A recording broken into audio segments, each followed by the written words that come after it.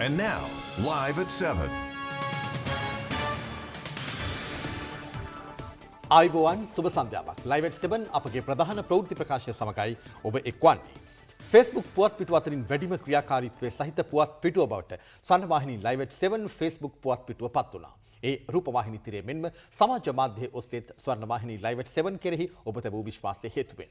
ඒ විශ්වාසය තවදුරටත් තහවුරු කරමින් අදත් ප්‍රවෘත්ති මැදිරියේ සිට ඔබ හමුවන මම නදීක කරුණානායක. මම චවිකා ගුණසේකර. සුපුරුදු පරිදි අදත් මුල්ම අවධානය ප්‍රධාන පුවත් සිරස්තල. හදිසි නීති ඉවත් කිරීම ත්‍රස්ත මෙහෙයුම්වලට බාධාවක් නොවන බව ආරක්ෂක ප්‍රධානීන් කියයි. හදිසි නීතිය දීර්ඝ නොකිරීම අදාළ සංවිධානවල තහනමට සහ එම සංවිධානවල ක්‍රියාකාරීන් පිළිබඳවත් එම සංවිධාන පිළිබඳවත් සිදු කරන විමර්ශනවලට කිසිදු බාධාවක් නොවන බව සඳහන් කළ යුතුයි. ආනයනික කිරිපිටි ගැන රහස් රැසක් පාර්ලිමේන්තු වාර්තාවකින් හෙළිවෙයි. පොදුජන පෙරමුණේ තරුණ සමුළුව නෙළුම් පොකුණේදී මුළුදේ.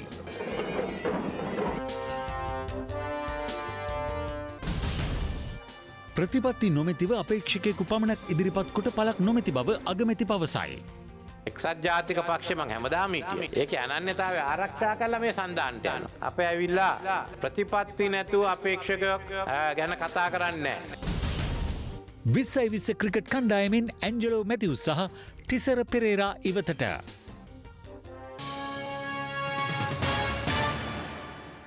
මුලින්ම දේශීය ප්‍රවෘත්ති. හදිසි නීතිය දීර්ඝ නොකිරීමෙන් පසු මහජන ආරක්ෂාව සඳහා සියලු පරිපාලන දිස්ත්‍රික්ක වෙනුවෙන් සන්නද්ධ හමුදාව යෙදවීම සඳහා වන අතිවිශේෂ ගැසට් පත්‍රයක් ජනාධිපති මෛත්‍රීපාල සිරිසේන මහතා විසින් නිකුත් කර තිබෙනවා. හදිසි නීතිය දීර්ඝ නොකළද මහජන ආරක්ෂාව උදෙසා සන්නද්ධ හමුදා නිලධාරීන් රාජකාරිවල යෙදවීම එහි අරමුණ වන අතර නීතිවේදීන් පවසන්නේ පොලිසිය නොමැතිව යුද හමුදාවට ක්‍රියාත්මක වීමට ඇති අවස්ථාව හදිසි නීතිය ඉවත් කිරීම මගින් අහිමි වන බවයි. පාස්කු ඉරිදා ත්‍රස්ත ප්‍රහාරයෙන් පසුව රට තුළ ඇති වූ තත්ත්වය සැලකිල්ලටගෙන ජනාධිපති මෛත්‍රීපාල සිරිසේන මහතා විසින් හදිසි නීතිය ක්‍රියාත්මක කරනු ලැබුවා. එමෙන්ම ත්‍රස්ත ප්‍රහාරයට සම්බන්ධ වූ සංවිධාන තුනක්ද මෙරට තහනම් කළා. පසුව හදිසි නීතිය පසුගිය මැයි මාසදී පාර්ලිමේන්තු විවාදයට ගත් අතර එහිදී එය ඡන්ද විමසීමකින් තොරව පාර්ලිමේන්තුවේ සම්මතද වුණා. පසුව එය පසුගිය මාස කිහිපයේදීම දීර්ඝ කළ අතර ඊයේ ආරක්ෂක ලේකම් විශ්‍රාමික ජෙනරල් ශාන්ත කෝට්ටෙගොඩ මහතා තවදුරටත් හදිසි නීතිය දීර්ඝ නොකරන බව ප්‍රකාශ කළා. හදිසි නීතිය දීර්ඝ නොකළද සියලු දිස්ත්‍රික්කවල මහජන ආරක්ෂාව උදෙසා සන්නද්ධ හමුදා සමාජිකයින් රාජකාරිවල යෙදවීම සඳහා වන අති විශේෂ ගැසට් නිවේදනයක් ජනාධිපතිවරයා නිකුත් කරන්නේ මේ අතරතුරයි. හදිසි නීතිය දීර්ඝ නොකළද සියලු දිස්ත්‍රික්කවල මහජන ආරක්ෂාව උදෙසා සන්නද්ධ හමුදා රාජකාරීවල යෙදවීම එහි අරමුණ වනවා. කෙසේ වෙතත් හදිසි නීතිය ඉවත් කිරීමෙන් පසු තහනම් කෙරුණු සංවිධානවලට එම තහනම ඉබේම ඉවත්වන බවට ඇතමුන් මත පළ කළද ජාතික මාධ්‍ය මධ්‍යස්ථානය නිවේදනයක් නිකුත් කරමින් පැවසුවේ හදිසි නීතිය ඉවත් කිරීම තුළින් ත්‍රස්ත සංවිධාන තහනමට ඉන් බලපෑමක් නොවන බවයි. ජාතික තවහිද් ජමාත් ජමාතේ මිල්ලතෙයි ඊබ්‍රහිම් සහ විලයාත් අස් සෙයිලානී යන සංවිධාන තුන තහනම් කර ඇත්තේ ත්‍රස්තවාදය වැළැක්වීමේ වගන්තිය යටතේ වන බැවින් හදිසි නීතිය ඉවත් කිරීමෙන් එම තහනමට කිසිදු බලපෑමක් එල්ල නොවන බවද ජාතික මාධ්‍ය මධ්‍යස්ථානය නිකුත් කළ නිවේදනයේ සඳහන්. මේ සම්බන්ධයෙන් අද පැවති මාධ්‍ය හමුවකදී පොලිස් මාධ්‍ය ප්‍රකාශකවරයා මෙලෙස අදහස් පළ කළා. හදිසි නීති රෙගුලාසි දීර්ඝ නොකිරීම අප්‍රේල් 21 ප්‍රහාරයට අදාළව සිදුවන විමර්ශනවලට හෝ එයට අදාළ අත්අඩංගුවට ගැනීම වලට හෝ එසේත් නැත්නම් ඒ ත්‍රස්තයන් ත්‍රස්තවාදී සැකකරුවන් රඳවා තබා ගැනීමට හෝ එසේත් නැත්නම් මේ ත්‍රස්තයින්ගේ දේපල තහනමට ගැනීමට කිසිදු බාධාවක් නොවන බව සඳහන් කළ යුතුයි. කෙසේ වෙතත් සැකකරුවන් අත්අඩංගුවට ගැනීම ස්ථාන පරීක්ෂාව වැනි කරුණු සම්බන්ධයෙන් පොලිසිය නොමැතිව යුද හමුදාවට ක්‍රියාත්මක වීමට ඇති අවස්ථාව හදිසි නීතිය ඉවත් කිරීම මගින් අහිමි වන බවයි නීතිවේදීන් පවසන්නේ.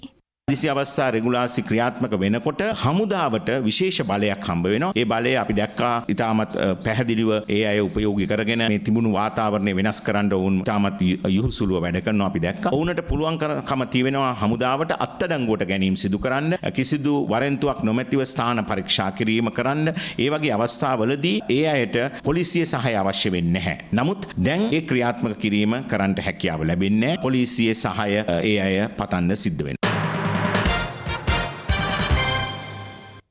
ත්‍රස්ත සංවිධානයකට සම්බන්ධ කණ්ඩායමක් මුහුදු මාර්ගය ඔස්සේ තමිල්නාඩුවට ඇතුළු වී ඇති බවට බුද්ධ්‍යංශ කළ අනතුරු ඇඟවීමකට පසු තමිල්නාඩු ප්‍රාන්තයේ ප්‍රධාන නගර සියල්ලෙහිම ආරක්ෂාව තර කර ඇති බව වාර්තා වනවා.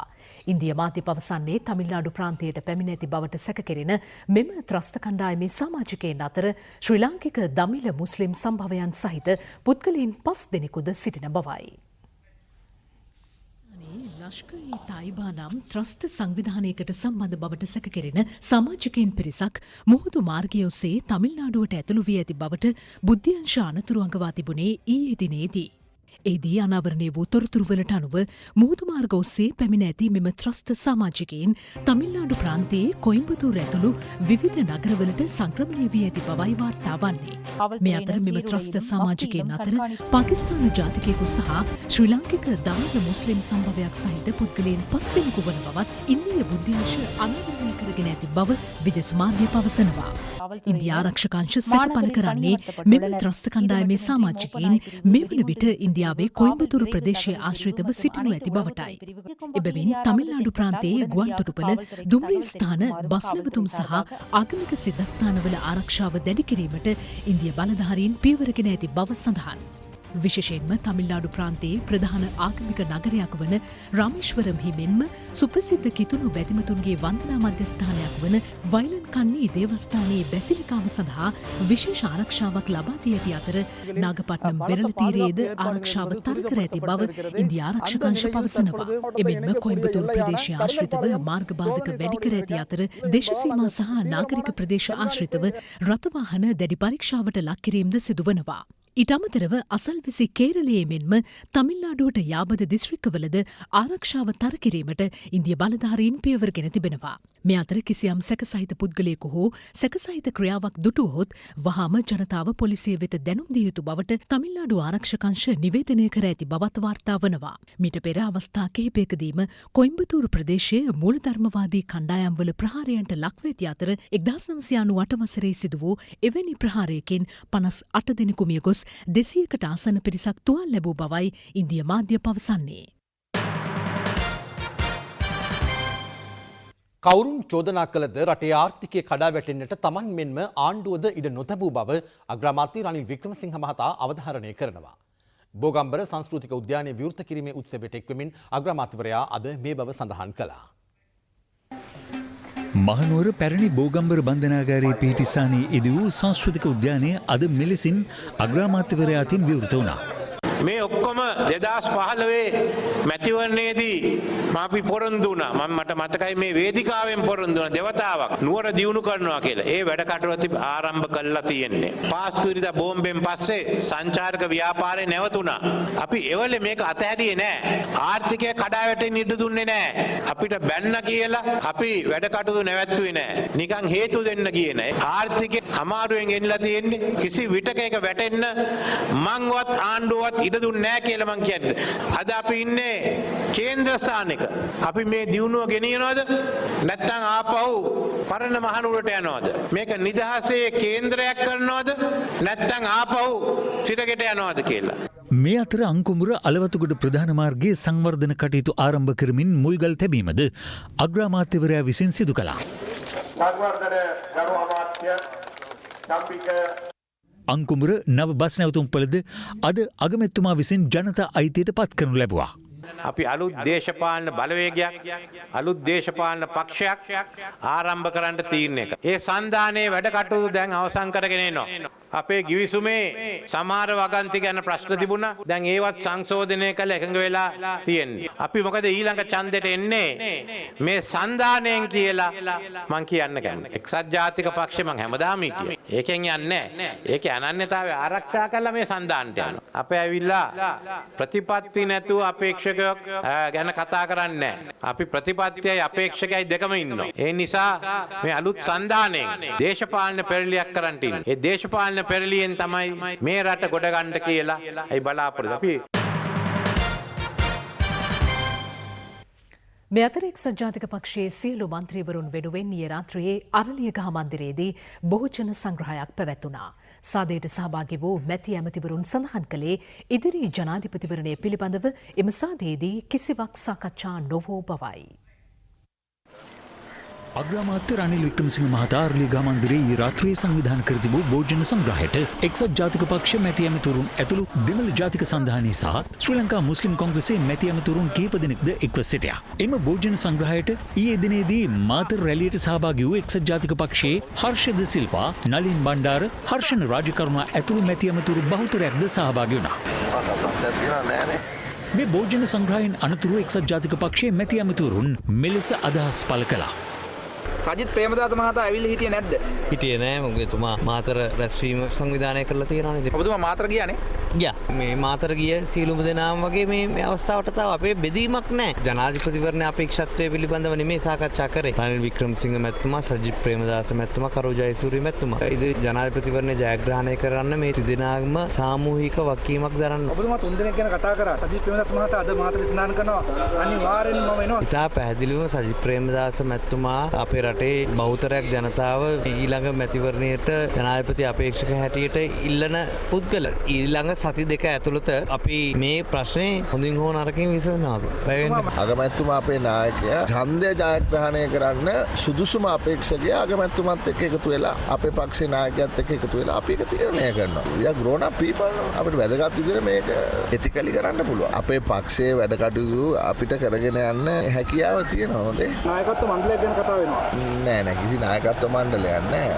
අපේ පක්ෂයේ ඉන්නේ එක නායකයා. ඒ නායක තමයි රනිල් වික්‍රමසිංහ. ඒක තමයි අපේ පක්ෂයේ මේ ව්‍යවස්ථාවට අනුව එහෙමයි තියෙන්නේ. දැන් ඔබතුමා මොන පැත්තේද? අපි එක්සත් ජාතික පක්ෂයේ පැත්තේ. අජිත් මහත්තයත් අපේ පැත්තේ, රනිල් වික්‍රමසිංහත් අපේ පැත්තේ, කරු ජයසූරියත් අපේ පැත්තේ. ඒ කියන්නේ සජිත් මහත්තයා දැන් කන්ෆර්ම් නැද්ද තාම? නෑ කන්ෆර්ම් නෑ. කන්ෆර්ම් වෙනවා කියලා කියන්නේ පක්ෂේ නිරවශයෙන් කන්ෆර්ම් වෙනවා කියන්නේ කෘත්‍යාධිකාරී මණ්ඩලෙන් දෙන්න තීන්දුවනේ. සුදුසුකම් තියෙන ගොඩක් අය ඉන්නවා. එතුමත් සුදුසුකම් තියෙන පුද්ගලයෙක්.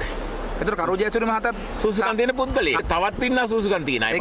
අගමැතිතුමාට නැව දෙන්න දවසක් තියෙනවද ජනාධිපතිවරණයට? ඒක එතුමා තමයි දන්නේ. මම දන්නේ නැහැ ඒක. මාතර ගියපු අය ඉන්නවනේ മന്ത്രിවරු පිරිස. ඔතන ඉන්නවනේ රාජා නියෝජ්‍ය අමාත්‍යවරු. තුමන් ළඟ නිකන් තනතුරු අහිමි මේ මොන කතාවක් යනවා. එහෙම එකක් තියෙනවා. ඔය සේරම මීටින් වලින් වෙන්නේ මල්ලි එක්සත් ජාතික පක්ෂය එක් රාශි වීමනේ මල්ලි.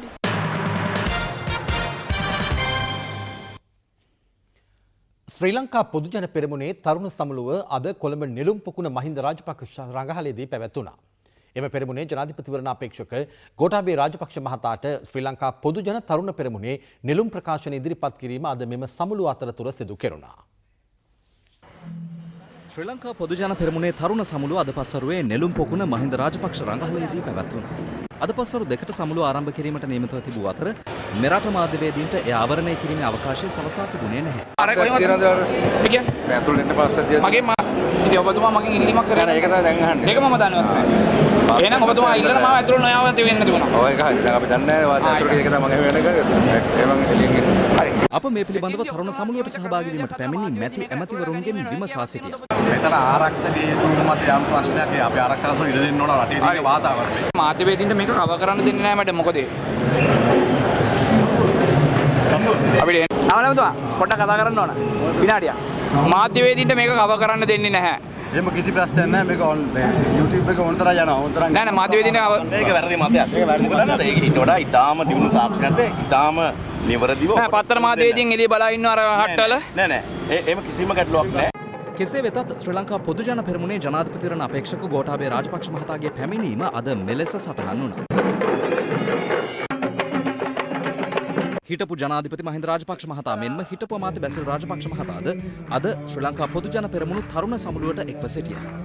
සුවිශේෂී අංග රැසක් එක් කර තිබූ මෙම සමුළුවේදී ජනාධිපතිවරණ අපේක්ෂක ගෝඨාභය රාජපක්ෂ මහතා මෙරට තරුණ ප්‍රජාව විසින් ඉදිරිපත් කර තිබූ ඔවුන්ගේ පොදු ගැටලුවලටද මෙලෙස පිළිතුරු ලබා දුන්නා. මේ ආර්ථිකය තුල අපි අපේ තරුණයන් ඉදිරියට ගෙන යන්නට නම් අනිවාර්යෙන්ම තරුණයන්ගේ දැනුම වර්ධනය කරන්නට ඕන. ඔවුන්ගේ හැකියාවන් වර්ධනය කරන්නට ඕන. ඔවුන්ගේ නිපුණත්වය වර්ධනය කරන්නට ඕන. අපි රැකිරක්ෂා වලට සුදුසු ආර්ථිකයේ නිර්මාණය වන රැකියාවලට සුදුසු තරුණයන් අපි බිහි කරන්නට ඕන. මෙන්න මේ කාරණය දිහා බැලුවම අපිට තේරුම් යනවා අපේ ඉදිරි රජයක් තුලින් විශාල ආයෝජනයක් අධ්‍යාපනය වෙනුවෙන් යොමු කරන්නට ඕන කියන කාරණය. අනතුරුව ශ්‍රී ලංකා පොදු ජන තරුණ පෙරමුණේ නෙළුම් ප්‍රකාශනය එළි දැක්වනු ලැබුවේ ඩිජිටල් තාක්ෂණය උපයෝගී කර ගනිමින්. මේ තරුණයෝ මතක තියාගන්න ඕන එකක් තියෙනවා. එදා තරුණයෝ මරපු අයට නීතිය ක්‍රියාත්මක කළා නම් මේ ආණ්ඩුව කරන්න නායකයෙක්වත් මැති ඇමතිවරුන්වත් ඉතුරු වෙන්නේ නැහැ. ඒක නීතිය ක්‍රියාත්මක වුණා නම් එදා. එදා විශ්වවිද්‍යාල තුල වදකාගාර පවත්වාගෙන ගියා. වදකෝයි වද විඳපු අයයි අද එකතු වෙලා ඉන්න එක තමයි පුදුමය. එදා තරුණයෝ බේරගත්තු අපි අද වද විඳිනවා. ඒක තමයි දේශපාලනය. රටේ අනාගතය වෙනුවෙන් වියදම් කරන්න තිබුණු හැම සතයක්ම වසර 30ක් වියදම් කෙරුණු යුද්ධෙට ඔබ ඒක දන්නවා. අපි එදා ගෙදර ගියේ 105ක් වුණු පරිගණක සාක්ෂරතාවය 150ට නංවලයි කියන එක මතක තියාගන්න. නමුත් මේ ආණ්ඩුව මේ මට්ටම තරුණ සමාජයේ දියුණු කළ එක අවස්ථාවක් මට පෙන්වන්න. ඔබ මතක් කරන්න. Wi-Fi තියෙනවා. ඒක ෆ්‍රී Wi-Fi. ඒ නිසා ඔබ හැම අවස්ථාවෙම ළඟ බලන්න එපා. ළඟ නොවේ. ඔබ දුර හිතන්න ඕන. පක්ෂයක ව්‍යවස්ථාවට ගරු කරමින් අවස්ථාව ලැබෙන තුරු බලා නොසිට තනිව ගමනක් යෑම තුළින් එම පක්ෂයට හානියක් සිදුවන බව එක්සත් ජාතික පක්ෂ පාර්ලිමේන්තු මන්ත්‍රී ෆීල්ඩ් මාර්ෂල් සරත් ෆොන්සේකා මහතා පවසනවා. මේ අතර පාර්ලිමේන්තු මන්ත්‍රී හේෂා විතානගේ මහතා පැවසුවේ සජිත් ප්‍රේමදාස මහතාට ජනාධිපති අපේක්ෂකත්වය ලබා නොදුනහොත් තමන් ඇතුළු පාර්ලිමේන්තු මන්ත්‍රීවරුන් විකල්ප ක්‍රියාමාර්ගවලට යොමු වන බවයි.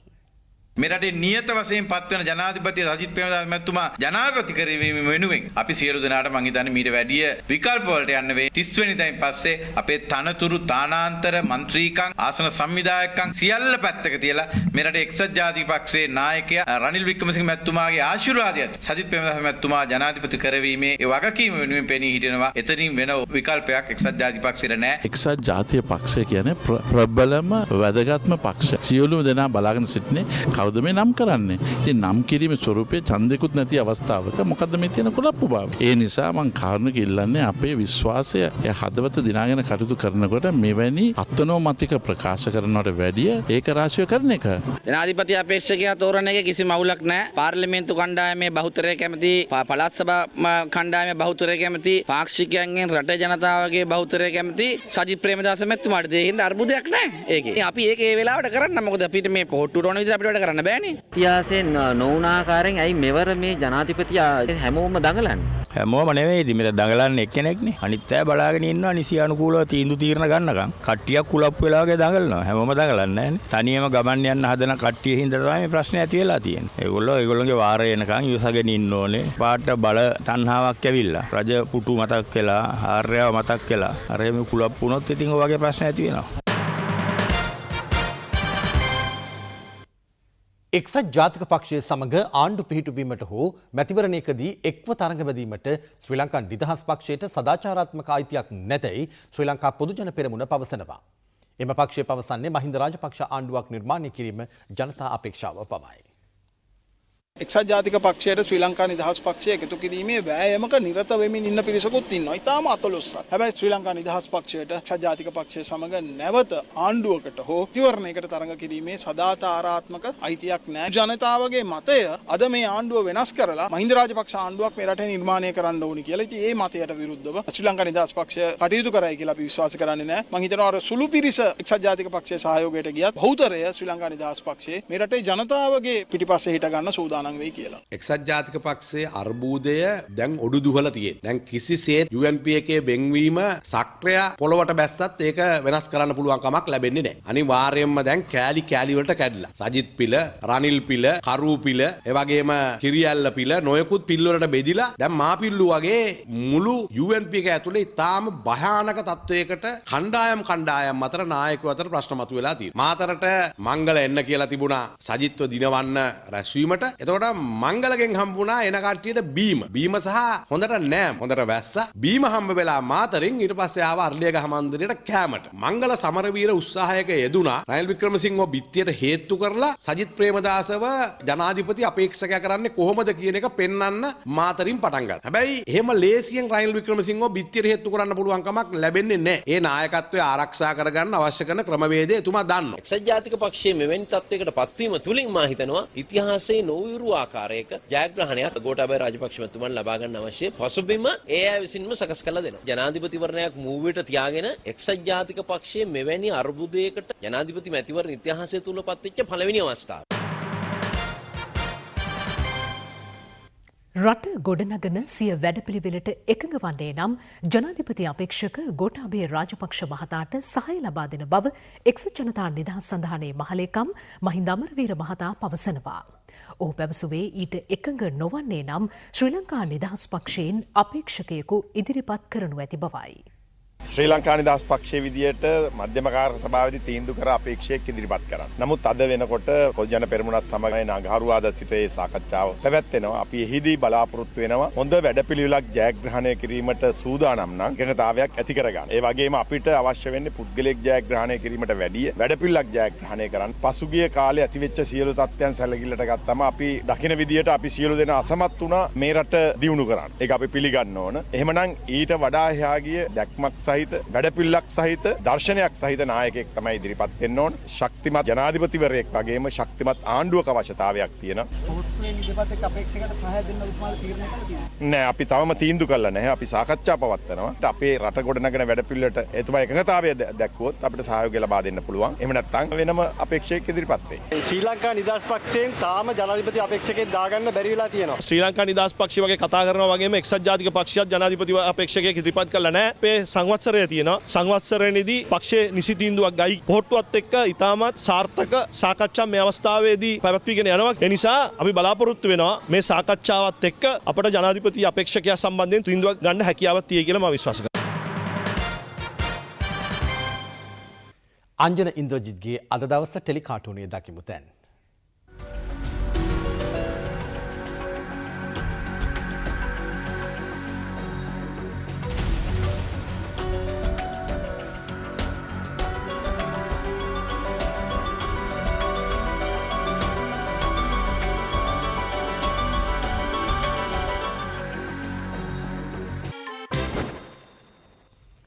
පොදු ව්‍යාපාර පිළිබඳ කාරක සභාව හෙවත් කෝප් කමිටුවේ වැඩ කටයුතු ඊයේ විනාඩි කිහිපයකට සීමා වුණා. ඒ විදුලි බල හා බලශක්ති අමාත්‍යාංශයේ ලේකම් ආචාර්ය සුරේන් බටගොඩ මහතා කෝප් කමිටුවට නොපැමිණීම හේතුවෙන් ඊට කෝප් කමිටුවේ සභාපතිවරයාගේ මෙන්ම එහි සමාජිකයන්ගෙන්ද විරෝධය පළ වුණා. මම ඉන්ද්‍රාණි විතානගේ වැඩ බලන ලේකම් ගරු ලේකම්තුමිය දැන් ඔබතුමිය හඳුනා දීමේදී ඉදිරිපත් කරා ඔබතුමිය වැඩ බලන ලේකම් හැටියට කටයුතු කරනවා කියලා අපට දැනගන්න පුළුවන්ද කාර්ය සභාවට ඔබතුමිය කවද ඉඳලාද වැඩ බලන පත්වීම ලැබුණේ ලේකම්තුරේ වැඩ බලන පත්වීම ලැබුණේ අද ඉඳලා ඇත්තටම ලේකම්තුමාට හදිසි දරුවෙක්ගේ අධ්‍යාපන කටයුතු සඳහා විදේශගත වෙන්න සිදු වුණා. ඒත් ලේකම්තුමාට දිනේ වෙනස් කරගන්න බැරි වුණා. ජූලි මාසේ 19 තමයි ඔබතුමියලට දැනුවත් කරලා තියෙන්නේ පොදු ව්‍යාපාර කාර්ය සභාවට විදුලි බල මණ්ඩලය අපි කැඳවනවා කියලා. ඊට පස්සේ අමාත්‍යාංශ ලේකම්තුමා BMS බටකොඩ මහත්මයා අපෙන් ඉල්ලීමක් කරා වාචිකව කල් දමා ගන්න. අද දිනේ සියලු කාරණාවල ඔබතුමියට මේ කරුණ වලට වගකීමකින් පිළිතුරු දෙන්න පුළුවන් නම් නැවත වතාවක් අපිට ලේකම්තුමා කැඳවන්න අවශ්‍ය වෙන්නේ නැහැ. මොකද අද දිනේ වැඩ බලන පත්වීමක් ලැබලා ඔබතුමිය මේ සියලු කරුණ වලට පිළිතුරු සපයන්න පුළුවන්ද නැත්නම් සියලු කරුණු සම්බන්ධයෙන් ලේකම්තුමා දෙන පිළිතුරුම ලබා දීම මට අපහසුයි. ඇත්තටම සමහර කරුණු සම්බන්ධයෙන් මම ඒ තරම් දුරට දැනුවත් නැහැ. ලේකම්තුමා විදිහටම උත්තර දෙන්න මට අපහසුයි. මොකද මම මේ වැඩ බලන ලේකම් හැටියට අද පත්වීම ලැබුණේ. බොහෝ කාරණා ගත්තොත් එහෙම ලේකම්තුමා ඍජුව මේ මැදිහත් වෙච්ච යෝජනා තියෙනවා විදුලි බල මණ්ඩලයත් වඩා. අපි විදුලි බල මණ්ඩලයේ කැඳෙව්වට මේ විදුලි ජනන සැලැස්ම අධික පිරිවැය සහිතව විදුලි මිලදී ගැනීම සිදු කරපුවා. ඒ දේවල් විදුලි බල මණ්ඩලයේම සිද්ධ වෙච්ච දේවල් හැටියට නෙමෙයි තියෙන්නේ. මම හිතන්නේ ඒවට මේ ලේකම්තුමාම පිළිතුරු ලබා දිය යුතුයි. ඒක තමයි අපි කියන්නේ. ඒක තමයි අපි ඇත්තටම එතුමා එන දවස කවද්ද කියලා බලලා හරියටම එදාට පහුවෙන්ද හරි පුළුවන් තරම් ඉක්මනින් මොකද මේ තරම් ලොකු ප්‍රශ්න ගොඩක් තියෙනවා. කවදද දැන් ලේකම්තුමා එනවා කියලා තියෙන්නේ? සැප්තැම්බර් 8 වෙනිදා දිවෙන්ට පැමිණෙන්නේ. එතුමා කිව්වොත් මම ලංකාවට ආවේ 8 වෙනිදා ඒක හින්දා දැනගත්තේ නැහැ කියලා. ඒ හින්දා අපි හෙටම ලිඛිතව දැනුම් දෙන්නම්. සා ඔබතුමියලා දැන්ම එතුමාව දැනුවත් කරලා තියන්න ඊළඟ දිනේ සැප්තැම්බර් 18 වෙනිදා කියලා. අපි සැප්තැම්බර් 18 වෙනිදාට විදුලි බල මණ්ඩලය නැවත කැඳවනවා. මෙරටට ගෙන්වා බෙදා හරින කිරිපිටිවල ප්‍රමිතිය සම්බන්ධයෙන් පාරිභෝගික අධිකාරිය විශේෂ අතුරු වාර්තාවක් පාර්ලිමේන්තුවට ඉදිරිපත් කර තිබෙනවා. මෙම වාර්තාව මගින් මෙරටට ගෙන්වන කිරිපිටි පිළිබඳව නිරීක්ෂණ 66ක් දක්වා තිබෙනවා. මෙම වාර්තාවට අනුව කිරිපිටි අයත් වන්නේ ඉහළම අවදානම් ඛණ්ඩයටයි. යුරෝපයේ කිරිපිටි පරීක්ෂාවලට භාවිත කරන ට්‍රයිග්ලිසරයිඩ් පරීක්ෂණ ක්‍රමවේදය භාවිත කිරීමට ප්‍රමාණවත් රසායනාගාර පහසුකම් මෙරට නොමැති බවත් එමගින් දැක්වෙනවා.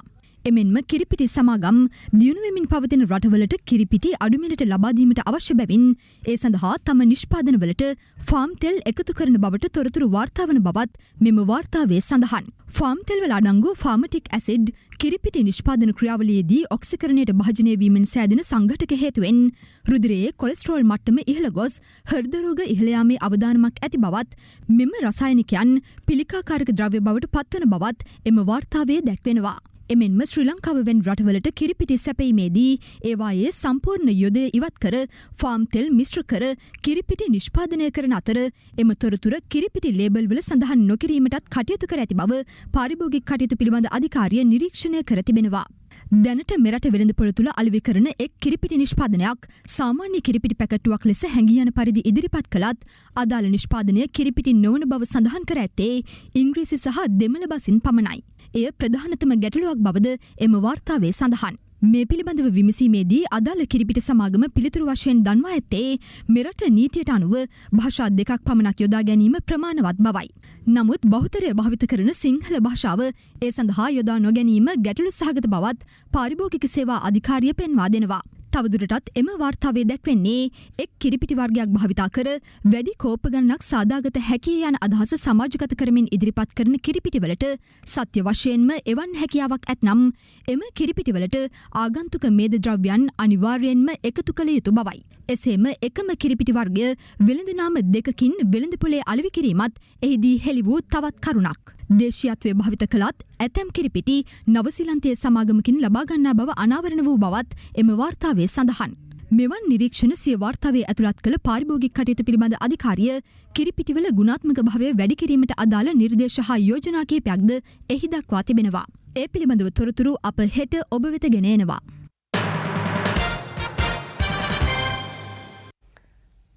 ජනතාවගේ ආර්ථික තත්ත්වය ඉහළ නංවමින් පවුලේ ආර්ථික සංවර්ධනය වෙනුවෙන් විශේෂ වැඩපිළිවෙලක් ඉදිරියේදී ක්‍රියාත්මක කරන බව අමාත්‍ය සජිත් ප්‍රේමදාස මහතා පවසනවා.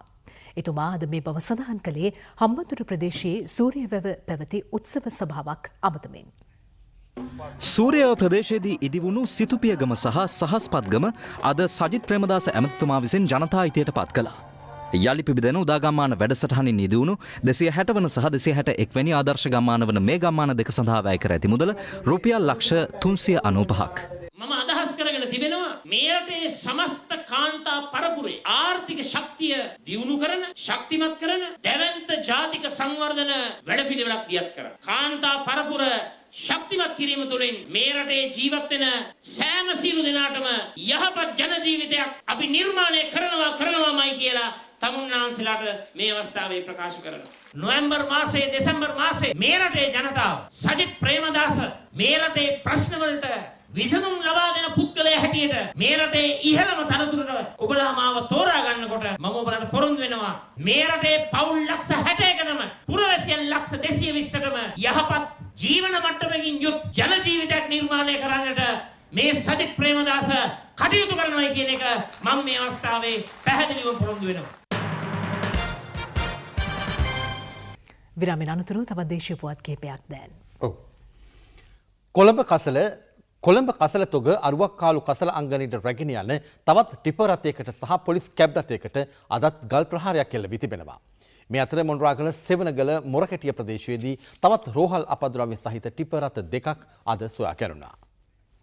මොනරාගල සෙවනගල ප්‍රදේශයෙන් සොයා ගැනුණු රෝහල් අපද්‍රව්‍ය එම ස්ථානයෙන් අවිධිමත් ආකාරයෙන් රැගෙන යාමට එරෙහිව පසුගියදා මොනරාගල කොළඹ ප්‍රධාන මාර්ගයේ සෙවනගල ප්‍රදේශයෙන් හරස් කරමින් ප්‍රදේශවාසීන් උද්ඝෝෂණයක නිරත වුණා.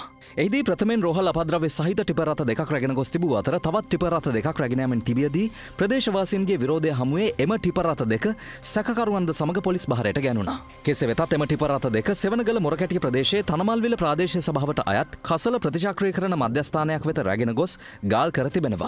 එහිදී ප්‍රදේශවාසීන් ඊටද විරෝධය පළ කරමින් මොරකැටිය ප්‍රදේශයෙන් වහාම මෙම ටිපර් රථ දෙක ඉවත් කර ගන්නා ලෙස ඉල්ලා සිටියා. වෙනත් ප්‍රදේශවලින් ගෙන්වන කුණු මේ සෙවනගල ප්‍රදේශයට ගෙනහල්ලා බැහැර කරන එකට අපි කෙලින්ම විරුද්ධයි. මේ අපේ වගාතියලම ළමයි අපිට ඉන්නවා ඒ කට්ටිය ආරසා කරගන්න අපිට උදව් දෙන්න. ලොකු උද්ඝෝෂණයකට අපි ලැහැත්ති වෙනවා. මේ අතර පුත්තලම අරුවක්කාලු කසලාංගණයට පොලිස් ආරක්ෂාව මැද්දේ කසල රැගෙන ගිය ටිපර් රථයකට සහ පොලිස් කැබ් රථයකට අදාළියම පුත්තලම තිල්අඩිය ප්‍රදේශයේදී ගල් ප්‍රහාරයක් එල්ල වුණා. මෙම ප්‍රහාරයෙන් ටිපර් රථය ඉදිරිපස පසුපස වීදුරුවට සහ කැබ් රථයේ පැති වීදුරුවකට අලාභහනි වුණා. කෙසේ වෙතත් පසුපසින් පැමිණි අනෙක් පොලිස් ජීප් රථයේ සිටි නිලධාරීන් වහම ක්‍රියාත්මක වේ ප්‍රහාර එල්ල කළ සැකකරුවන් අත්අඩංගුවට ගෙන තිබෙනවා. ඒ අත්අඩංගුවට ගත්ත සැකකරු පොදු දේපල විශේෂීලා සිදු කරනු ලබන වැරදි පිළිබඳ පනතේ තිබෙන ප්‍රතිපාදන අනුව ඔහු අද දින පුත්තලම ගරු මහේස්ත්‍රාත් අධිකරණයට ඉදිරිපත් කිරීමට කටයුතු කළා. එහිදී ඔහුව එළමෙන 28 දක්වා රක්ෂිත බන්ධනාගාර ගත කර තිබෙනවා. පසුගිය 9 වෙනිදා කොළඹ කුණු පුත්තලම අරුවක්කාලුවට රැගෙන යාම ආරම්භ වූ අතර ප්‍රදේශීය ජනතාවගෙන් එල්ල වූ විරෝධතා හමුවේ පොලිස් ආරක්ෂාව යටතේ කසල රැගෙන යාම ආරම්භ වුවද මෙවන විටත් අවස්ථා 3කදී එම රථවලට ප්‍රහාර එල්ල වී තිබෙනවා. තවත් දේශීය පුවත් කිහිපයක් කෙටියෙන් දකිමු දැන්. රටම කෙටියෙන්. මහනුවර සිට ඇල්ල බලාධාවනය වූ විශේෂ දුම්රියක් ගම්පල උලපනේ වරගපිටිය ප්‍රදේශයේදී අද උදෑසන 8:30ට පමණ පීලිපැනීම හේතුවෙන් දුම්රියට සහ දුම්රිය මාර්ග පද්ධතියට දැඩි හානි සිදු වුණා. ඒ හේතුවෙන් බදුල්ල දුම්රිය මාර්ගයේ ධාවන කටයුතු ගම්පොලින් නතර කර නාවලපිටිය දුම්රිය සානයේ තෙක් බස් රථවලින් රැගෙන ගොස් එම සානයේ සිට බදුල්ල දක්වා දුම්රිය ධාවනය කිරීමට කටයුතු සූදානම් කර තිබෙනවා. කෙසේ වෙතත් අද මධ්‍යම රාත්‍රිය වන විට දුම්රිය මාර්ගය යථා තත්ත්වයට පත් කිරීමට හැකිවනු ඇති බවයි වාර්තා වන්නේ. රත්නපුර ප්‍රධාන බස් නැවතුම්පල ඉදිරිපිට ඇති පාර මාරුවන සානයෙන් ගමන් කරමින් සිටි කාන්තාවක් ටිපර් රථයකට යටවෙන ආකාරය අසල සවිකර තිබූ CCTV කැමරාවක මෙලෙස සටහන්ව තිබුණා.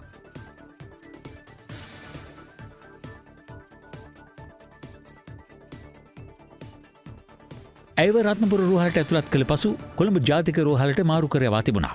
සිද්ධිය සම්බන්ධයෙන් ටිපර් රථ රියදුරු පොලිසිය විසින් අත්අඩංගුවට ගෙන තිබෙනවා.